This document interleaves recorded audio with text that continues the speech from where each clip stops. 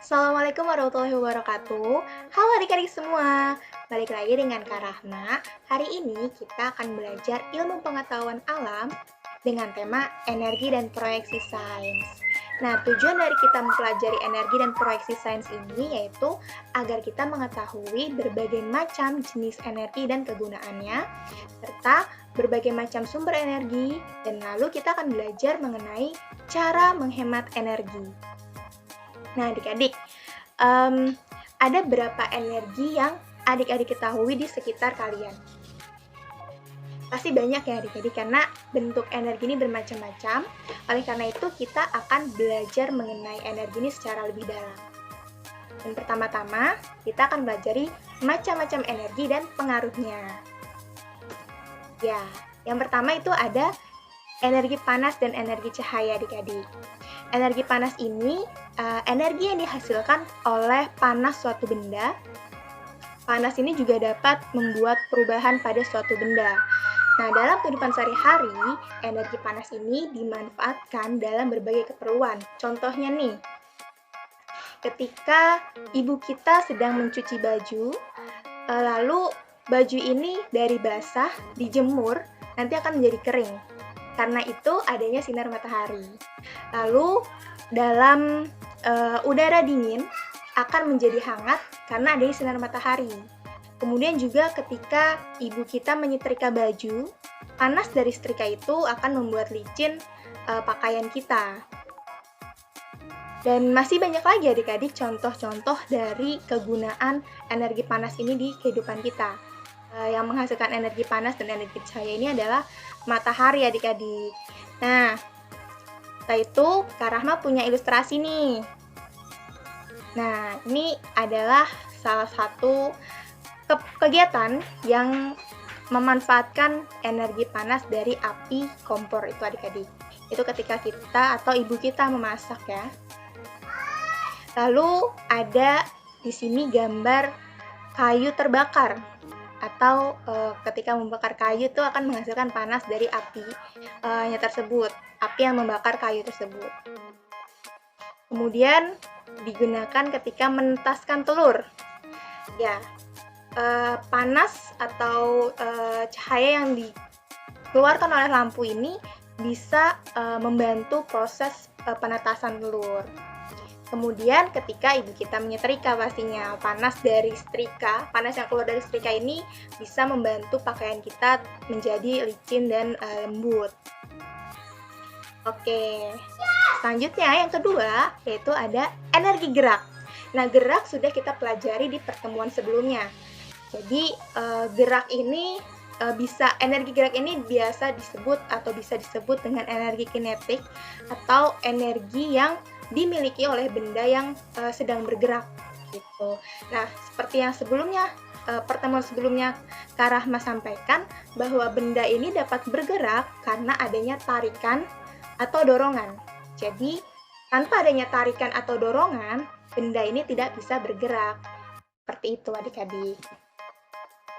Nah, contoh yang menghasilkan energi gerak yaitu ketika teman-teman atau adik-adik semua sedang berlarian bersama. Ini dari contoh dari kegiatan energi bergerak. Kemudian ketika teman-teman atau adik-adik sedang berolahraga berputar, itu juga termasuk energi gerak ya adik-adik. Kemudian ada ketika adik-adik melukis, pasti kan tangannya juga bergerak ya. Nah, itu juga menghasilkan energi gerak gitu. Nah, lalu yang ketiga, kita akan belajar mengenai energi listrik. Pasti adik-adik sudah sangat mengenal energi listrik ya. Nah, jadi di energi listrik ini atau listrik yang ada di rumah kalian semua, di rumah adik-adik, itu dihasilkan dari generator raksasa. Jadi listrik yang ada di setiap rumah-rumah masyarakat, rumah-rumah warga itu berasal dari generator yang besar atau generator raksasa. Jadi, ada beberapa peralatan rumah tangga yang dapat menggunakan listrik, contohnya seperti lemari es atau kulkas, pendingin ruangan, lalu setrika listrik, ada televisi, lampu, blender, dan masih banyak lagi adik-adik yang menggunakan listrik. Nah, contoh sumber listrik ini adalah ada baterai, aki, dinamo, dan generator. Seperti yang tadi sudah disampaikan bahwa energi listrik ini energi yang timbul karena adanya suatu arus listrik. Nah, kemudian ini contoh dari penggunaan energi listrik ya adik-adik. Tapi di sini di ilustrasi ini tidak patut dicontoh karena di situ satu stop kontak itu diisi oleh beberapa benda yang sedang mengisi daya ya pastinya. Karena itu tepatnya dapat memboroskan energi adik-adik. Dan ini adalah contoh keluarga ketika sedang menonton televisi. Televisi tersebut juga memanfaatkan energi listrik ya pastinya adik-adik. Nah, kemudian selanjutnya yaitu energi bunyi. Energi bunyi ini dapat didengar atau sampai di telinga kita itu karena getaran bunyi ini dirambatkan dalam bentuk gelombang bunyi. Nah, gelombang bunyi ini akan diterima oleh telinga kita dan diteruskan ke dalam otak kita. Makanya manusia ini bisa mengetahui adanya bunyi di sekitarnya. Gitu. Nah, manusia ini juga di dalam tubuh manusia ini juga menghasilkan suara, itu dari getaran pita suara di pangkal tenggorokan kita. Itu. Nah, benda yang menghasilkan bunyi ini disebut sumber bunyi. Contoh dari sumber bunyi ini ada trompet, ada petir, ada bunyi burung berkicau, terus ada juga radio, klakson, dan masih banyak lagi adik-adik contoh dari sumber bunyi. Nah ini contohnya seseorang yang sedang memakai speaker atau toa. Ini akan menghasilkan sumber bunyi yang sangat besar ya. Lalu kemudian kita akan belajar mengenai contoh sumber energi dan kegunaannya. Nah, contoh sumber energi ini salah satunya yang pertama yaitu ada matahari adik-adik. Nah, matahari ini salah satu sumber energi yang sampai ke bumi. Semua makhluk hidup akan tidak bisa bertahan hidup tanpa adanya matahari. Matahari ini memancarkan energi cahaya dan panas.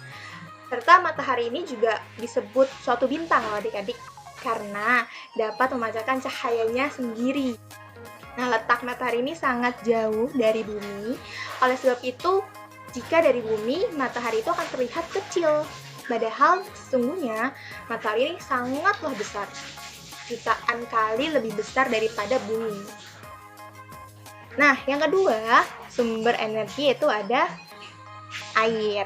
Nah, air ini mengalir dari tempat yang tinggi ke tempat yang lebih rendah. Kemudian, sumber energi selanjutnya ada kayu bakar. Nah, orang-orang di pedesaan banyak menggunakan kayu bakar untuk memasak karena mereka masih mudah dalam memperoleh kayu bakar tersebut. Karena di pedesaan masih banyak ya teman-teman, adik-adik, pohon, kayu, seperti itu. Kemudian, sumber energi selanjutnya itu adalah angin. Nah, angin ini adalah udara yang bergerak. Pasti adik-adik sudah tahu ya. Nah, udara yang bergerak ini memiliki energi. Angin ini menyimpan tenaga yang dapat menggerakkan layar kapal, lalu layang-layang, kincir angin, dan masih banyak ya adik-adik. Nah, kemudian sumber energi selanjutnya yaitu ada listrik. Nah, listrik ini diperoleh dari sumber pembangkit listrik seperti baterai, dinamo, dan aki. Dalam kehidupan sehari-hari, listrik ini memiliki manfaat yang sangat besar. Antara lain yaitu untuk penerangan, serta menghidupkan peralatan rumah tangga, dan menghidupkan alat-alat listrik lainnya. Hampir di semua alat rumah tangga saat ini sudah menggunakan listrik ya adik-adik. Nah, oleh sebab itu, gunakan listrik secukupnya supaya kita bisa berhemat, karena hemat listrik ini juga dapat menghemat biaya adik-adik. Nah, sumber energi selanjutnya itu adalah makanan. Nah, bahan makanan ini akan menghasilkan energi melalui proses pencernaan yang dilakukan oleh tubuh kita. Nah, sebagai sumber energi, makanan itu berfungsi untuk menggerakkan organ-organ tubuh yang ada di dalam diri kita dan melakukan berbagai kegiatan. Makanan yang banyak mengandung atau menghasilkan energi atau menghasilkan tenaga adalah contohnya karbohidrat. Misalnya ada di nasi, jagung, dan kentang. Kemudian sumber energi selanjutnya ada minyak bumi dan gas alam.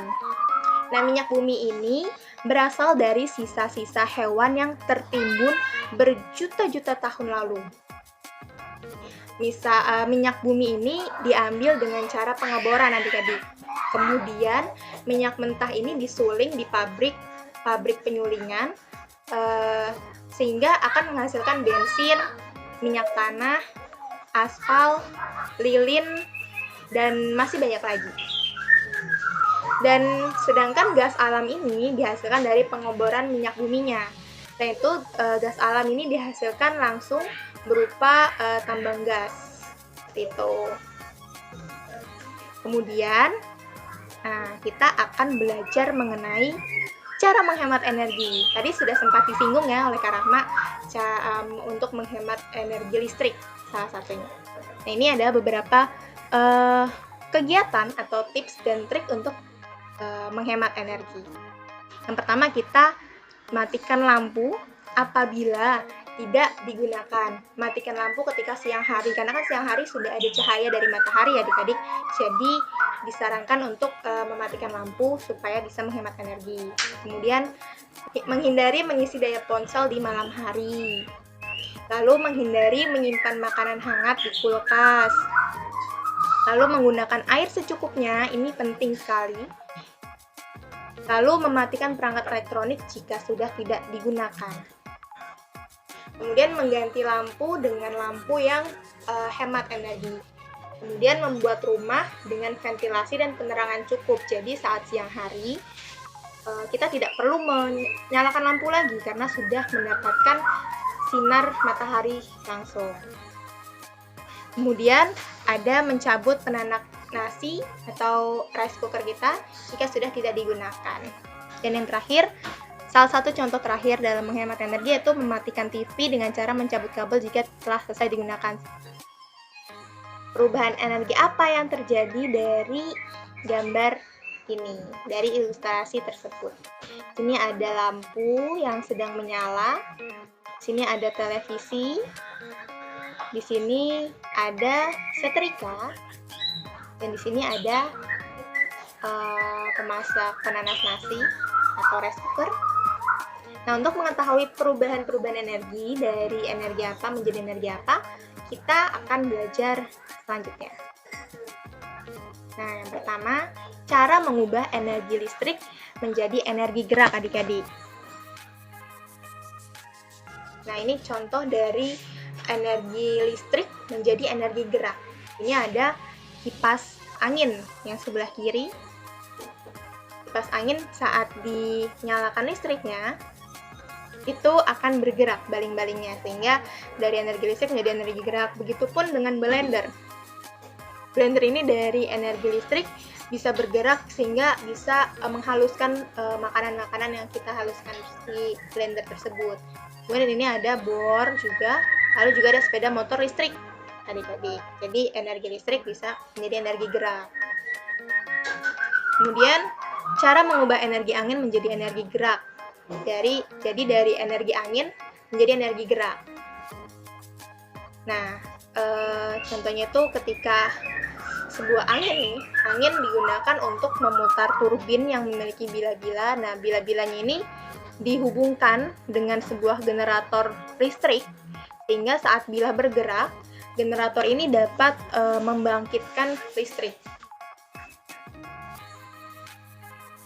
Ini ya contohnya kincir angin juga, dari angin, energi angin menjadi energi gerak. Karena nanti kincir anginnya akan berputar karena adanya angin. Kemudian dari layar juga, layang-layang juga. Kemudian cara mengubah energi listrik menjadi energi panas. Nah, di sini ada contohnya nih adik-adik, energi listrik menjadi energi panas, yaitu ada setrika. Saat kita atau ibu kita menyetrika baju, itu dari listrik akan menghasilkan sebuah panas ya adik-adik. Lalu kompor gas juga, kompor gas listrik ya. Terus di sini ada rice cooker, dari listrik menjadi panas, kemudian dari solder juga. Nah, kemudian cara mengubah energi air menjadi energi gerak. Nah, air ini dapat menghasilkan energi dalam bentuk arus air, jadi arus, sebuah arus air, gelombang, dan air panas. Nah, arus air biasa ini dihasilkan oleh air terjun atau sungai. Tenaga yang dihasilkan air ini biasa digunakan untuk memutar turbin dari suatu generator listrik juga. Tadi dengan angin, sekarang dengan air. Nah, air terjun yang jatuh itu dapat menyimpan energi yang besar. Dan air yang jatuh tersebut dapat diarahkan untuk memutarkan turbin, karena dari energi yang muncul dari air yang jatuh itu bisa dapat menggerakkan sebuah turbin adik-adik. Maka dari itu, dari energi air bisa menjadi energi gerak.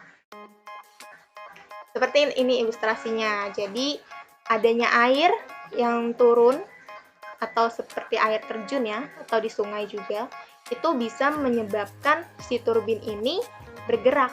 Jadi terjadilah perubahan dari energi air menjadi ke energi gerak. Nah, ini turbinnya disambungkan ke generator listrik sehingga bisa membangkitkan listrik ini, generatornya.